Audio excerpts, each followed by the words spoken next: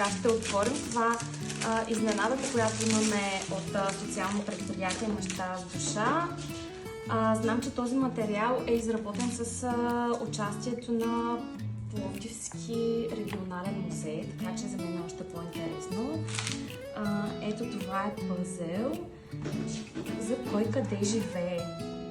Добре, сега ще го отворим фигурно.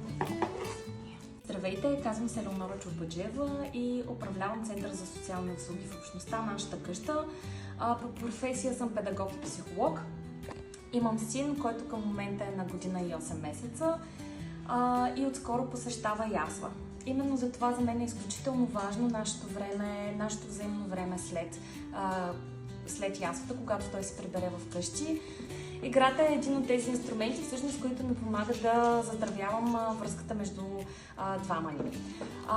При избора на играчки за мен е важно играчката да е от естествен материал, да е с натурални, не толкова ярки цветове.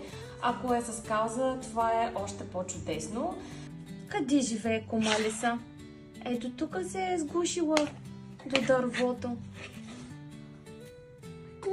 Кума Лиса, да?